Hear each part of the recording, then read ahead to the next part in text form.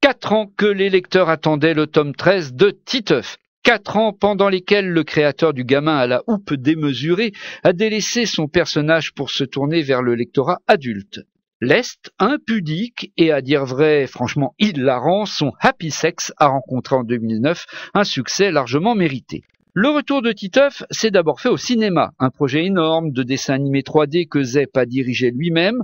En cette rentrée, retour donc à la BD. On verra les albums de Titeuf partout. Les éditions Glénat annoncent une mise en place d'1 million de volumes, à l'exception de la première histoire qui court sur 5 pages et qui, à elle seule, vaut déjà le détour. Le principe retenu reste celui du gag en 1 ou 2 planches, un peu de pipi caca, normal, Titeuf est toujours à l'école primaire, et des sujets de société et d'actualité fort bien traités, comme la mise en garde contre la pédophilie ou l'arrivée dans la classe d'une jeune africaine qui a fui son pays ravagé par la guerre. Titeuf est drôle, sympathique et concerné par la marche du monde. Ce 13e opus de Titeuf a pour titre « À la folie ». Dans le cartable, on peut également glisser le tome 8 de Game Over, où l'on retrouve le petit barbare, personnage de jeu vidéo, et dont toutes les séquences se terminent par une cruelle fin de partie, à mourir de rire. L'album a pour titre Cold Case, affaire glacée. Et pour les plus jeunes, voici également le nouveau Sardine de l'espace. Les situations comiques et les jeux de langage raviront aussi les parents qui font la lecture à leur progéniture. Retrouvez la page BD bande dessinée sur franceinfo.fr.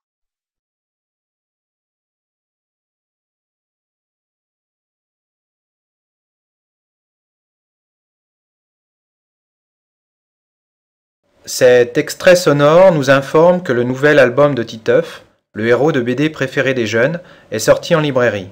Après un passage au cinéma dans un film 3D, Titeuf, ce gamin à la houppe, réapparaît après 4 ans d'absence dans son 13e album intitulé « À la folie ». On nous annonce aussi la sortie de 2 autres BD, le tome 8 de Game Over et le nouveau Sardine de l'espace. Je pense que de nos jours, les jeunes lisent beaucoup de BD et ils les préfèrent souvent aux livres littéraires. Moi, je n'achète pas de BD classiques, mais plutôt des mangas, ma passion. J'adore ces albums de BD japonaises qui se lisent à l'envers. Les histoires épiques ou romantiques me fascinent et la mise en scène des images se rapproche de celle du cinéma. Mais surtout, les mangas traitent de tous les sujets, économie, sexualité, solitude, divertissement, etc.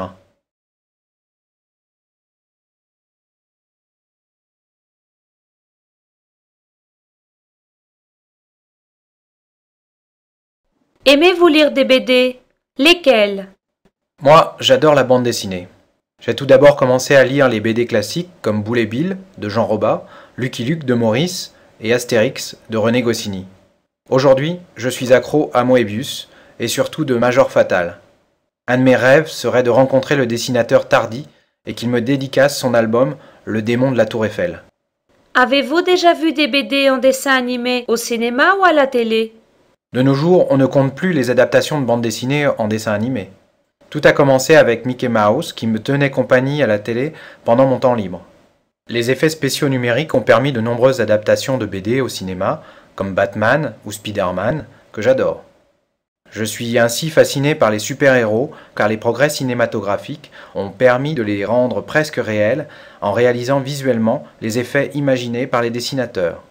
J'aime bien aussi Astérix, et d'ailleurs j'attends avec impatience la sortie en salle de son prochain film Astérix et Obélix au service de Sa Majesté. Souvent, les BD traitent de sujets de société. Qu'en pensez-vous? À mon avis, les BD traitent de nombreux sujets de société, et c'est très bien ainsi. Le sida, la guerre, la prévention des accidents ou les drogues, tabac et alcool ont trouvé dans la bande dessinée un excellent support de promotion et de diffusion de ces messages. Même le handicap est représenté aujourd'hui dans la BD, avec par exemple l'arrivée récente d'une série très grand public dont le héros, Ed, est un enfant paraplégique, leader dans sa bande de copains.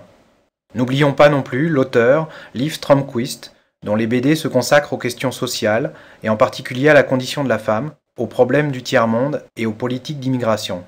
La BD, c'est une lecture facile, accessible à tous, qui ne demande aucun effort. Partagez-vous cette opinion? Pourquoi? Beaucoup de personnes pensent que la bande dessinée, c'est de la lecture facile, qui ne demande aucun effort et sans intérêt. Mais moi, je pense que la lecture d'albums est exigeante et passionnante, et qu'en plus, la bande dessinée doit être étudiée comme un art à part entière. En effet, elle peut aider des élèves en difficulté ou démotivés et elle constitue un lien entre l'école et le monde de l'enfant. La bande dessinée peut-elle être pédagogique? Tout d'abord, les BD m'ont offert de l'imaginaire, puisqu'il y avait l'image et pas seulement le texte comme dans les livres. C'est à mon avis un objet de culture tout aussi pertinent qu'un livre sans images, bien complémentaire et qui peut aussi enrichir notre vocabulaire. Les BD peuvent être une grande source de culture générale.